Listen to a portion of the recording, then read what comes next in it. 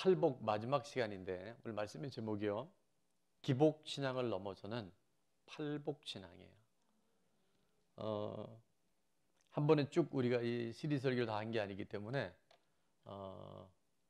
잊어버린 분들이 있을 것 같고 또 한번 반복할 필요가 있어서 마태복음 5장 3절부터 오늘 12절까지 중에 이 팔복 전체를 우리가 한번 다시 리뷰를 할 텐데 제가 한번 읽겠습니다. 심령이 가난한 자는 복이 있나니 천국이 그들의 것이며 애통하는 자는 복이 있나니 그들이 위로를 받을 것이며 온유한 자는 복이 있나니 그들이 땅을 기업으로 받을 것이며 의에 줄이고 목마른 자는 복이 있나니 그들이 배부를 것이며 긍휼히 여기는 자는 복이 있나니 그들이 긍휼히 여김을 받을 것이며. 여기까지가 이제 우리가 5가지 복이 쭉 설명이 됐고 오늘 6번째, 7번째 마지막 팔복을 우리가 함께 볼 텐데, 자 8절부터 9절, 10절 다 같이 다시 한번 읽습니다. 시작. 마음이 청결한 자는 복이 있나니 그들이 하나님을 볼 것이며 화평하게 하는 자는 복이 있나니 그들이 하나님의 아들이라 일컬음을 받을 것이며 의를 위하여 박해를 받는 자는 복이 있나니 천국이 그들의 것임이라. 아멘. 자, 3절부터 10절까지 쭉 읽으면서 팔복은 무엇으로 시작해서 무엇으로 끝나는지 혹시 맞춰보실 분이 있을까요?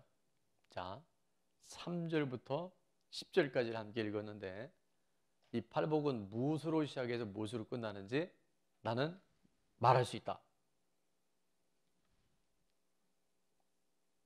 예, 침묵은 금입니다. 네. 자, 3절 하반절에도 보면 10절 하반절에 보면 이렇게 돼 있죠. 천국이 그들의 것이며 10절도 천국이 그들의 것이며. 자, 다른 말로 하면 이 팔복은 결국 이 땅에 어떤 복을 말하는 게 아니라 무슨 복이에요? 천국을 말씀하세요. 하나님 나라 영원한 가치, 그 복이 바로 팔복이라는 것을 우리에게 말씀해 주고 계십니다. 그래서 이 팔복은 우리가 이 땅에 살지만, 이 세상에 살고 있지만 우리들 궁극적인 우리 삶의 방향과 목적은 어디에 있다? 바로 천국에 있다는 거예요. 그 천국이 명확할 때 실질적인 팔복이 바로 진짜 복이 되는 줄로 믿습니다. 요한계시록에 보면 소아시아에 7개 교회가 나오는데 그 교회 중에 한 교회가 서머나 교회라고 나와요. 그 서머나 교회에 실제 감독으로 목회를 하셨던 폴리갑이라고 하는 목사님이 계신데 초대 교부 중에 한 분입니다. 이분이 얼마나 정말 예수님을 잘 믿었던지 로마 교황청의 로마 군인들이 이 폴리갑 목사님의 이 너무나 뜨거운 신앙을 도저히 허용할 수 없기 때문에 결국 그를 불러서 이제 사형 언도를 내립니다. 로마의 시저 외에는 그 누구도 주가 될 수 없는데 이 그리스도인들은 예수 그리스도가 주라고 표현하기 때문에 결국 그것을 통해서 그는 사형 언도를 받아요. 화형식에 처하게 됩니다. 그때 마지막 집행관이 이 폴리갑 목사님에게 이렇게 질문합니다. 한 번의 기회를 주겠다. 네가 예수를 부인하고 예수를 저주하면 이 모든 걸 다 무효화시키고 널 살려주겠다. 그때 폴리갑 목사님은 이렇게 얘기를 하십니다. 화면에 한번 볼까요? 한번 같이 읽어보면 좋을 것 같아요. 시작. 내가 86년 동안 살아오는 동안 언제나 나를 지켜주시고 나와 함께 해주신 내 주님을 어떻게 배반할 수 있겠습니까? 나는 언제나 주님을 사랑합니다. 라고 이야기하시고 장렬하게 그 가장 고통스러운 게 사람이 이 화상이거든요. 화형을 당한 거예요. 그 기름을 붓고. 근데 그 당시에 문헌에 보면 이 폴리갑 목사님의 얼굴이 마치 스테반과 같이 그 얼굴이 천사와 같았다. 여러분, 우리가 만약에 이 땅에서의 삶이, 이 땅에서의 복이 진짜라면 지금 이런 행동이나 이런 삶은 우리가 이해하기 어려워요. 근데 이 팔복은 이 세상의 복이 아니라 바로 천국을 사모하고 영원한 하나님의 가치를 추구하는 사람들에게서 최고의 복이 바로 이 팔복이 되는 줄로 믿습니다. 그래서 천국을 모르면, 천국에 대한 확신이 없으면 이 팔복은 이해하기 어려운 그런 아주 난해한 말씀이 될 수 있어요. 그러나 천국에 대한 분명한 확신과 천국에 대한 소망이 있는 사람은 이 팔복이 얼마나 중요하고 얼마나 가치 있는 복인지를 또한 깨닫게 되는 줄로 믿습니다. 자, 그래서 오늘 마지막 이제 우리 팔복에 대한 부분을 나누면서 기복 신학을 넘어가는 이 세상에서 말하는 그런 세상적인 복이 아니라 영원한 가치, 팔복 신앙의 6번째, 7번째, 8번째 복을 살펴볼 텐데, 먼저 6번째 복입니다. 마음이 청결한 사람이 하나님을 볼 수 있습니다. 오늘 8절 말씀해 보니까 마음이 청결한 자는 복이 있나니 그들이 하나님을 볼 것이며 라고 약속해 주셨어요. 우리 교회도 지금 보면 이게 창문이 여러분 잘 모르겠지만 이렇게 있어요. 이 쪽문들을 열면 햇빛이 들어옵니다. 근데 그냥 있을 때는 모르지만 이 실내 공기도 마찬가지고요. 문을 열고 햇빛이 쫙 비칠 때 창가에 가보면 뭐가 보이는지 아세요? 그냥 볼 때는 보이지 않는데 밝은 빛이 조명이 되면요, 그 작은 먼지들이 우리 눈에 보여요. 우리가 그냥 세상 속에 살 때는요, 뭐 다 그런 거지 뭐. 근데 하나님을 알아가고 예수님이 누구인지를 경험하기 시작하면요, 내 안에 얼마나 많은 죄와 얼마나 많은 허물과 얼마나 부패되어 있는 나 자신인가를 우리가 보게 됩니다. 마음이 청결하다고 한다는 것은 욕심이 없는 그런 마음이 아니에요. 우리 안에 온갖 탐욕을 말하는 것보다는 마음이 청결하다고 말씀하시는 것은 바로 하나님이 어떤 분인지, 하나님을 알아가면 알아갈수록, 하나님을 경험하면 경험할수록 내 자신의 나의 그 부패된 모습, 도저히 하나님 앞에 설 수 없는 존재라는 것을 우리가 발견하게 되어주고, 그때 비로소 믿음의 눈, 영의 눈이 열려져서 하나님을 보게 되는 줄 믿습니다. 성경에서 보면 하나님 마음에 합했다라고 할 만큼 정말 하나님이 귀하게 여겼던 하나님의 사람이 있었어요. 누구죠? 다윗이었어요. 근데 여러분, 우리가 잘 아는 것처럼 다윗이 정말 하나님 마음에 딱 맞는 일만 했습니까? 그렇지 않잖아요. 정말 일반인들도, 보통 사람들도 그렇게 하지 않을 끔찍한 대표적인 일이 바로 우리아의 아내를 바로 자기 아내로 삼는 과정에서 온갖 계략과 살인과 곤모술수를 행했던 그런 다윗이었어요. 그런데 하나님은 그 다윗을 향해서 내 마음에 합했다. 물론 그 일이 합했다는 건 아니에요. 그리고 다윗을 향해서 정결한 자다라고 하나님 그렇게 꽝 도장을 찍혀주셔요. 그것은 뭐냐면, 그가 정말 일반인들도 범하지 않을 만한 끔찍한 죄를 범했지만 그럼에도 불구하고 다윗은 하나님의 사람 선지자 나단이 당신이 바로 끔찍한 죄를 범했다라고 얘기했었을 때 다윗은 거기에 변명이나 이유를 달지 않습니다. 그리고 철저하게 자기 자신의 죄를 회개해요. 그리고 떼굴떼굴 구르면서 침상의 눈물에 다 젖을 만큼 우슬초로 나를 정결하게 씻어달라고 할 만큼 그는 정말 하나님 앞에 철저하게 자신의 죄를 회개해요. 그리고 그는 그 죄로부터 돌이키기 시작합니다. 청결하다고 하는 것은 죄가 없는 것이 아니고요, 죄를 범했다 할지라도 죄를 고백하고 철저하게 회개해서 이제 돌이키는 삶을 살아갈 때 하나님은 그를 청결한 자라고 인쳐주신 줄로 믿습니다. 나는 저 사람처럼 그런 죄를 범하지 않았어.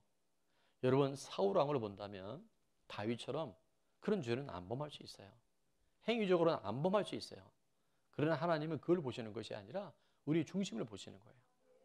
다윗은 철저하게 그 이후엔 정말 죄의 그림자라도 밟지 않으려고 그는 노력하고 주님의 도우심을 구했던 청결한 하나님의 사람이 된 줄로 믿습니다. 비록 우리 안에 연약함이 있고 우리 안에 또 허물이 드러난다 할지라도 내 죄를 인정하고 돌이키는 사람, 새롭게 주님 앞에 결단하는 사람을 하나님은 청결한 자라고 인정하신 줄로 믿습니다. 제가 이렇게 한번 적어봤어요. 넘어졌지만, 쓰러졌지만 다시 일어난다면, 계속해서 일어난다면 그것은 넘어진 것이 아니에요. 주님이 그를 이렇게 세워주시고 그를 통해서 내 마음에 맞는 자라고 그를 이끌어 가실 줄로 믿습니다. 우리는 생각하는 것이 악하고 우리의 마음이 부패되어 있어요. 연약한 존재예요. 도저히 청결할 수 없는 우리들이지만 예수님의 그 십자가의 보혈과 부활의 능력으로 우리를 다 씻어주셔서 우리가 그 예수님의 십자가를 붙들고 일어날 때마다 주님은 우리를 죄 없다 하시고 죄 투성에 있는 우리들을 죄가 되신 예수님이 그 모든 걸 뒤집어 쓰심으로 우리를 의롭다라고 청결한 자가 되었다라고 우리를 이끌어 주신 줄을 믿습니다. 위대한 사도 바울같이 정말 위대하면요 그 죄로부터 멀어져야 되는데 그는 정직하게 자기 자신을 오픈합니다. 그래서 우리가 아는 것처럼 로마서 7장에 보면 사도 바울이 오호라 나는 공고한 자로다. 누가 이 사망에서 나를 건져낼까 하면서 두 마음을 품고 있는 자기 자신을 21절에 이렇게 표현하죠. 그러므로 내가 한 법을 깨달았노니 곧 선을 행하기 원하는 나에게 뭐가 같이 있다? 악이 함께 있다. 내가 주의 일에 이렇게 헌신하면서도 여전히 내 안에 육신의 정욕, 안목의 정욕, 이성의 사랑이 내 안에 있다는 것을 그는 솔직하게 고백을 해요. 더 놀라운 것은 바울의 위대함은요.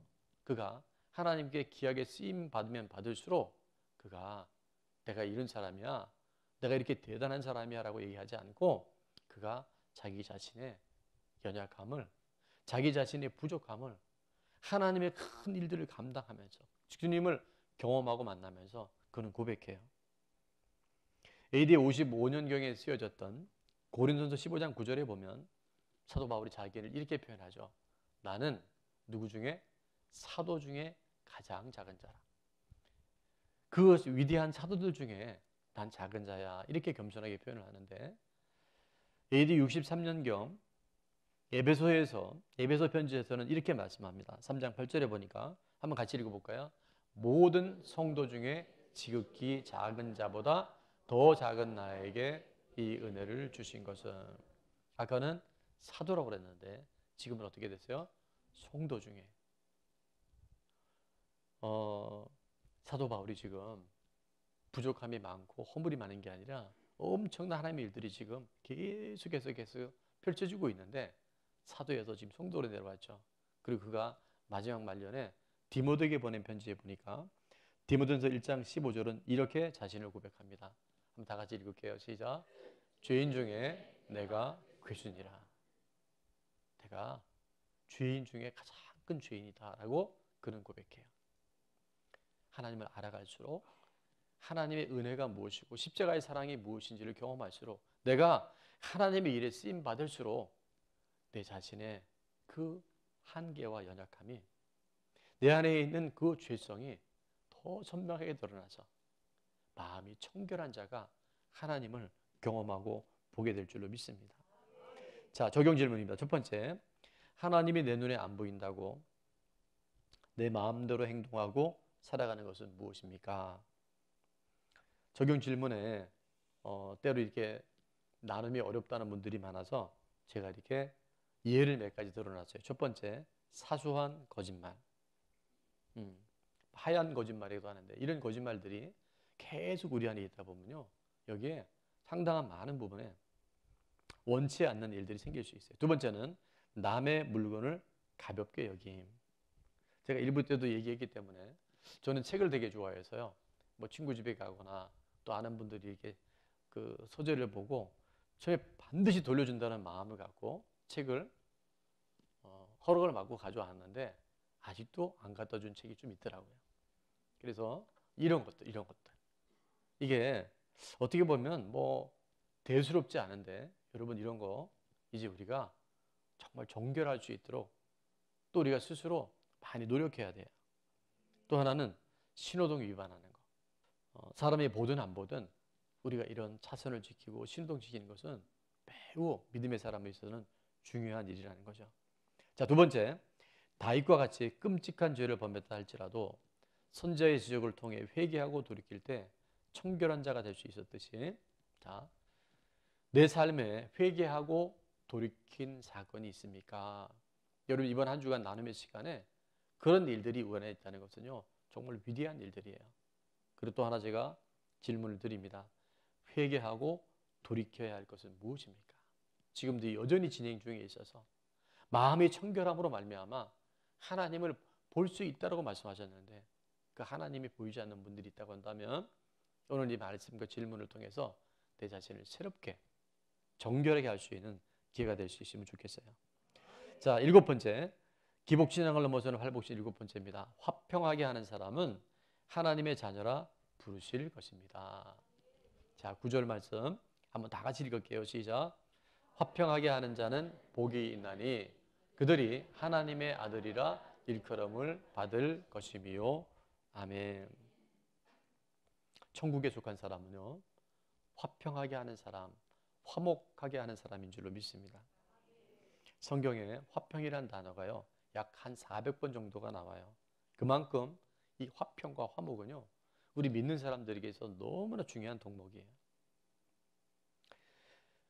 화평하게 하는 자가 하나님의 자녀라고 하는 것은 첫 번째 사람과의 관계보다는 먼저 하나님과의 관계가 바로 화목해져야 하고 하나님과의 관계가 회복되어야 되는 줄 믿습니다.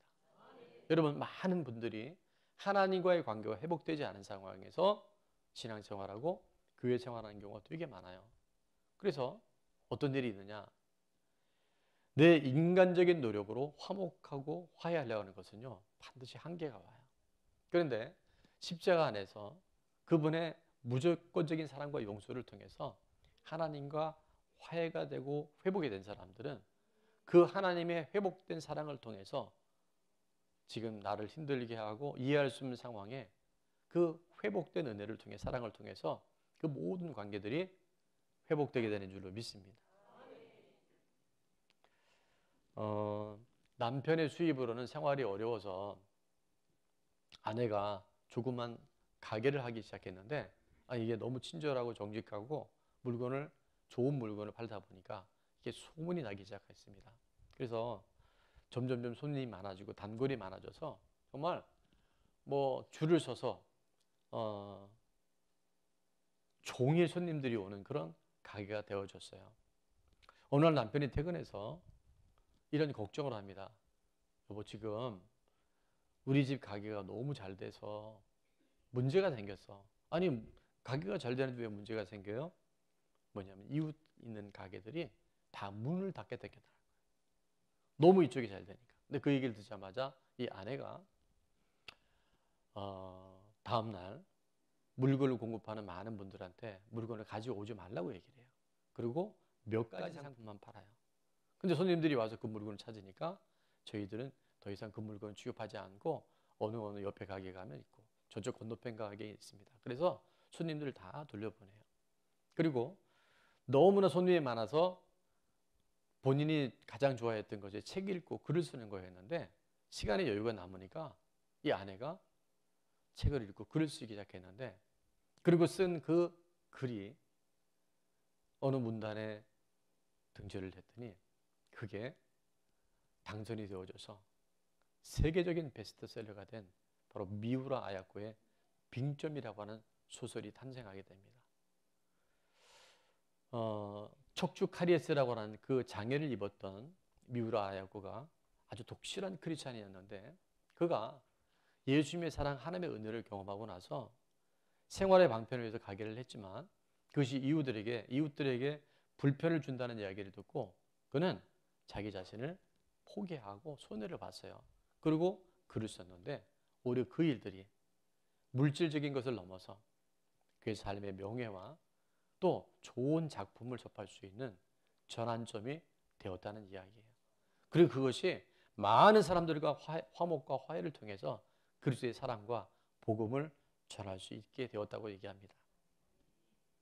나의 욕심과 이익이 아닌 이웃과의 화평을 위해서 양보하고 포기하고 손해볼 때 하나님은 더 큰 하나님의 은혜를 베풀어 주신 줄로 믿습니다.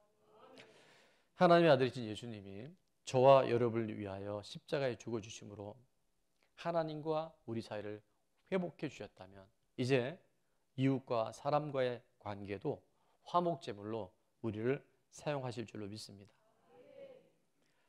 남편이나 아내가 이해할 수 없는 행동이나 때로 외도를 하고 누군가가 나를 부당하게 대하고 나를 속여도 내가 예수님의 그 사랑으로 예수님의 십자가의 희생으로 이제 하나님의 자녀가 되었기에 당당하게 모든 사람과 더불어 화목할 수 있는 것, 그것이 바로 하나님이 우리 가운데 베푸신 은혜요 사랑의 열매가 되게 될 줄로 믿습니다.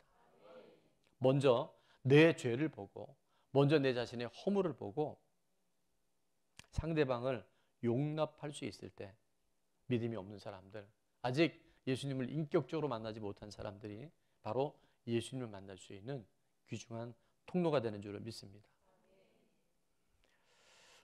제가 이렇게 생활하다 보니까 어느 순간부터 제가 굉장히 그 생활 중에 힘든 것 중에 하나가 뭐냐면 티는 안 냈지만 운전하다가 그 깜빡이 켜지 않고 갑자기 들어온다거나 운전하다 갑자기 앞에서 급브레이크를 받는 이런 경우는 저도 모르게 굉장히 많이 확 올라오는 게 있더라고요.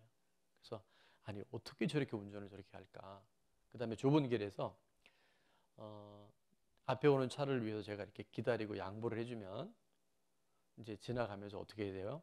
뭐 고맙다 뭐 이렇게 인사를 좀 해야 되는데 아예 그런 거 없이 지나가는 사람 보면 그렇게 속에서 불편하더라고요. 근데 어느 순간부터 제가 그런 것들이 사라지는 걸 봐요. 그러면서 제가 모르는 그분의 급한 일이 있겠지. 또 운전을 배울 때 제대로 잘 못 배웠구나. 그러려니 하고 지나가는 거예요. 제가 이제 이 얘기를 왜냐하면 여러분 사소한 거지만이잖아요. 내가 불편함으로 인해서 이 관계 안에 여러 가지 일들이 아무것도 아닌 일들인데 사소한 것 속에서 굉장히 많은 어려움과 불편을 겪을 때가 많아요. 근데 정말 그리스도 안에서 그분이 나를 용납해 주시고 기다려 주시고 희생하신 그 사랑을 경험하기 시작하니까 어느 순간부터 그런 일들이 조금은 불편할 수 있고 어떨 때는 그것 때문에 조금은 마음 안에 편치 않은 것은 있지만 그게 그렇게 대수롭지 않고 그냥 그럴 수 있지. 내가 모르는 어떤 사유가 있겠지. 그런 생각으로 그것이 극복되더라고요. 화평을 이룬다는 것은 내 입장에서 내가 이해만 잘한다고 되는 게 아니더라고요. 결혼식에 제가 줄에 설 때 거의 빼놓지 않고 하는 그 예화가 하나 있어요. 그게 뭐냐면 호랑이 신랑과 소 아내 이야기. 호랑이와 소가 너무 사랑해서 어느 날 결혼을 약속하고 행복한 가정을 이루었어요. 근데 그토록 행복할 줄 알았던 이 가정이 불과 얼마 지나지 않아서 너무나 불행해지고 결국 그들은 헤어졌답니다. 아니 사랑했는데 왜 헤어졌을까? 호랑이는 뭘 좋아해요? 고기를 좋아합니다. 피가 뚝뚝뚝 떨어지는 육식을 좋아해요. 그래서 밖에 나가면 사슴고기도 살아있는 아직 피가 떨어지는 사슴고기를 물고 들어오고 또 토끼고기 물고 들어오고 그러면서 소에게 여보 이거 먹어봐. 이거 몸에 엄청 좋은 거야. 이거 먹으면 아주 몸에서 힘이 불끈불끈 솟아. 처음에는 이 소가 사랑하는 남편이 갖다 주니까 어떻게 해요? 예의상 먹었어요. 근데 한 번 정도는 어떻게 먹는데 날마다 그 피 뚝뚝 흘리는 고기를 갖다 주니까 결국 토하기 시작하고 소가 병에 걸리고 맙니다. 남편 호랑이가 출근하고 나면 아내는 산에 가서 들에 가서 좋은 풀들을 떠갖고 와요. 그 남편이 퇴근을 하면 그 풀을 줍니다. 여보 이게 웰빙이야. 이런 걸 먹어야 피도 맑아지고 오래 살 수 있어. 아내가 뜯어다 주니까 호랑이는 처음에는 몇 번을 먹는데 그거 먹다가 영양실조에 걸렸대요. 그래서 그들은 사랑했지만 결국 헤어졌답니다. 여러분, 남에게 우리가 배려하고 진정한 화목이라는 것은 내 입장이 아니라 상대방의 필요를 채워줄 수 있는 것, 상대방이 원하는 것을 공급해 주는 것이 진정한 화목이고 화평인 줄로 믿습니다. 자, 근데 하나 우리가 분별해야 될 것이 있는데, 우리가 화목하고 화평한다 해서 무조건 상대방의 비율을 맞추는 것은, 그것은 무조건적인 것은 잘못되어 있는 거예요. 마태복음 10장에 보면 예수님께서 34절과 35절 이렇게 말씀하세요. 내가 세상에 화평을 주러 온 줄로 생각하지 말라. 도대체 이게 무슨 말씀이죠? 화평하라고 말씀하셨는데 내가 화평을 주러 온 줄로 생각하지 말라. 화평이 아니요 뭐를? 검을 주러 왔노라. 그러시면서 35절에는 구체적인 예를 들어 주십니다. 내가 온 것은 사람이 그 아버지와 딸이 어머니와 며느리가 시어머니와 불화하게 하려 함이니. 아니, 화목하고 화평해야 되는데 지금 왜 지금 갈등을, 관계 안에 불화를 말씀하실까? 그건 뭐냐면 무조건적인 참고 무조건적으로 배려하는 것이 화평이 아니라 명확한 복음의 진리를 위해서, 말씀의 기준을 위해서는 때로 우리가 부딪힐 때가 있을 수 있다는 거예요. 좋은 게 좋은 거라고 주일날 예배를 빠지고 가족 여행을 간다. 남편이 어느 날, 믿지 않는 남편이 교회 맨날 가잖아.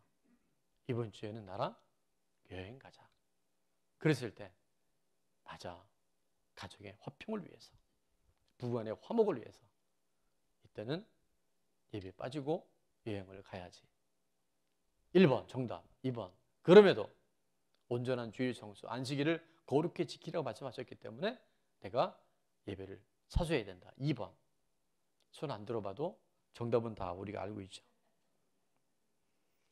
괜히 직장에서 분위기 망치지 않기 위해서 회식 자리에 가서 술 마시고 함께 놀아주는 것, 이거 진정한 화평일까요? 분위기 망치면 안 되잖아요. 티내면 안 되잖아요. 여러분, 우리가 눈 가리고 아웅하는 식은요, 일시적인 화평은 될지 모르지만 그것은 사실은 타협입니다. 그리고 한번 우리가 양보하기 시작하면요, 다 무너질 수밖에 없어요. 여러분, 우리가 한번 타협하기 시작하면요, 세상은, 사람은요, 그냥 우리를 넘어뜨릴 수밖에 없어요. 그러나 그때 우리는 거룩한 갈등 속에서 언제나 하나님 말씀편에 설 때 하나님 우리를 보여주시고 믿지 않은 이웃들에게도 하나님이 어떤 분인지를 간접적으로 경험할 수 있는 기회를 허락하신 줄로 믿습니다. 때로 가족이나 이웃 간에 정말 말씀이 들어가고 복음이 들어갈 때요, 그런 갈등이 일어날 때가 생각보다 많아요. 부딪히는 것이 싫고 또 핍박받는 것이 싫다 해서 자꾸 우리가 침묵하거나 회피해버리면요, 우리가 그들에게 복음 전할 수 있는 기회가 점점 사라지고 말아요. 그래서 예수님께서 내가 화평을 깨러 왔다. 부모님과 자녀가, 왜? 믿는 하나님의 사람들이 믿지 않은 가족들과 이런 갈등이 있을 수밖에 없다는 거예요.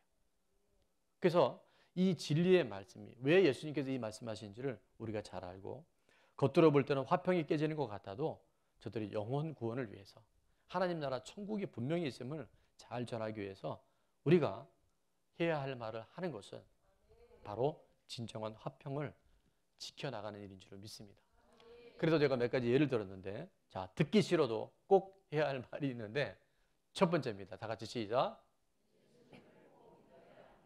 예, 우리 자녀들이나 부모님이나 우리 주변 예수님 꼭 믿어야 합니다라고 얘기할 수 있어야 돼요. 자, 두 번째는 주일에는 반드시 예배 드려야 합니다. 놀러 가면 안 됩니다. 골프 치러 가면 안 됩니다. 시험 앞이라고 학원에 가서 주일 빠지고 공부하면 안 됩니다. 이거를 여러분이 가르치셔야 돼요. 이걸 명확하게 할 때 그 아이를 하나님께서 책임주시고, 그런 아이들은 어디 가서도요, 진정한 리더가 되는 거예요. 자, 세 번째는 불신 결혼하면 안 된다. 믿지 않는 사람과 결혼하지 마라. 목사님, 저 이미 결혼했는데 그건 어쩔 수 없어요. 그러나 이제부터라도 절대, 왜냐하면 그게 하나님 말씀이기 때문에 그래요. 자, 네 번째도 뭐 있어요? 절대 이혼하면 안 된다. 누가 그래도 호적을 입에 물고 죽으라고. 자, 이게 바로 거룩한 갈등이에요. 자, 적용 질문입니다. 가정이나 직장에서 나와 다름으로 불편과 어려움이 있을 때 인내와 섬김으로 화평을 이루어야 할 것은 무엇입니까? 분명히 있을 거예요. 가정에서도 또 직장에서도 때로는 교회 안에서도 있을 수 있어요. 자, 두 번째 질문은 거룩한 갈등으로 어려움이 있지만 그럼에도 말해줘야 할 것은 무엇입니까? 그래서 기분 나쁘게 얘기하지 말고 기분 좋게 얘기를 해주세요. 저는 얘기했지만 뭐 부모님, 선생님, 또 목사님이 들어가면 안 돼요. 목사님 세 분의 특징이 뭐라 그랬어요? 맞는 이야기를 기분 나쁘게 한대요. 그러니까 여러분이 맞는 얘기를 기분 좋게 알아들을 수 있도록. 자, 마지막입니다. 기복을 넘어서는 팔복. 여덟 번째는 의를 위해 박해를 받는 사람이 천국을 누립니다. 10절에 보니까 의를 위하여 박해를 받는 자는 복이 있나니 천국이 그들의 것이며 나로 말미암아 너희를 욕하고 박해하고 거짓으로 너희를 거슬러 모든 악한 말을 할 때에는 너희에게 복이 있나니. 자, 12절이죠. 같이 읽습니다. 시작.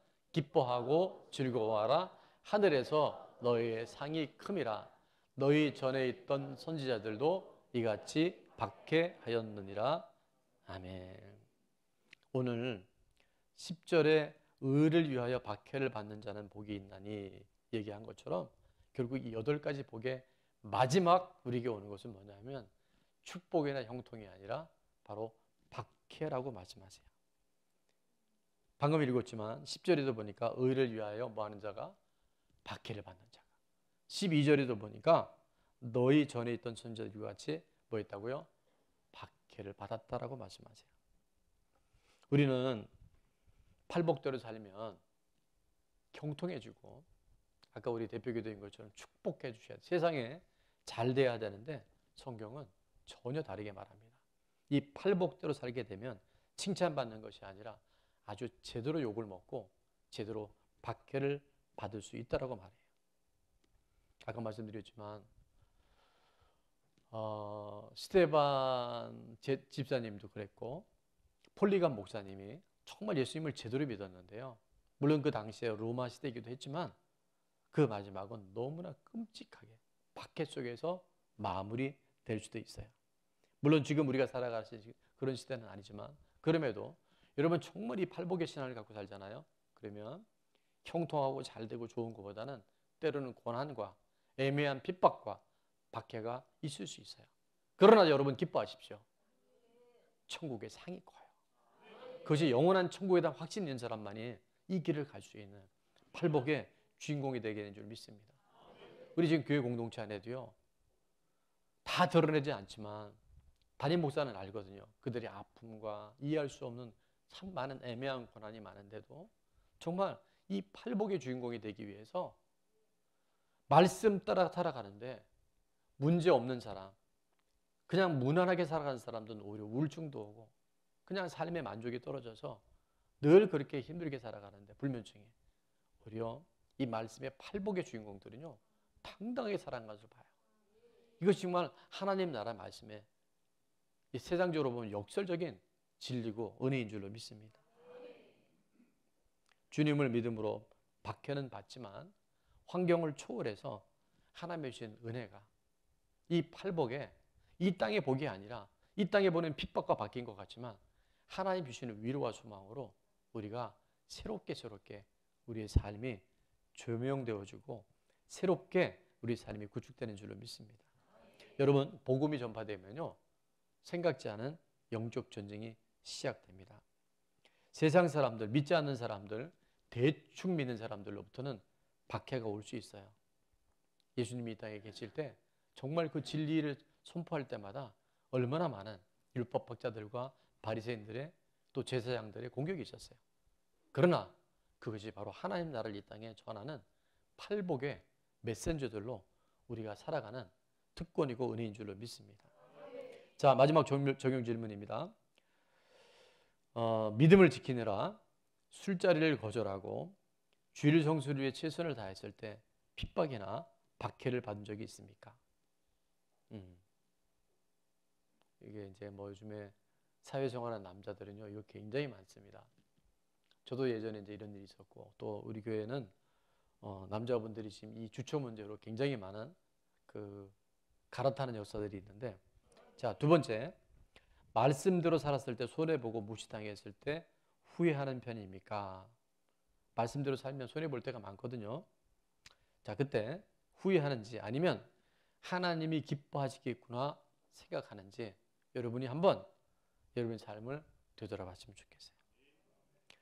자, 결론입니다. 팔복은 세상이 추구하는 이 세상의 복은 아닙니다.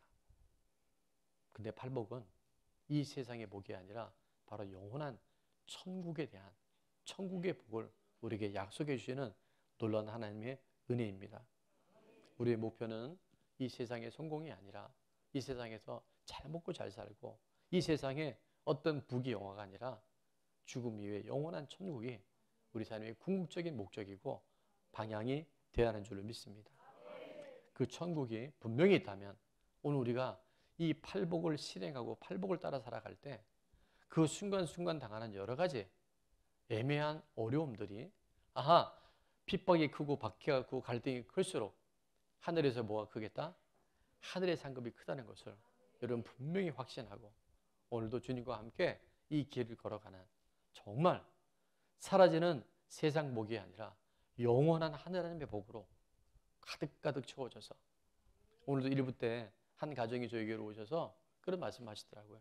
교회가 정말 너무 은혜가 넘친다.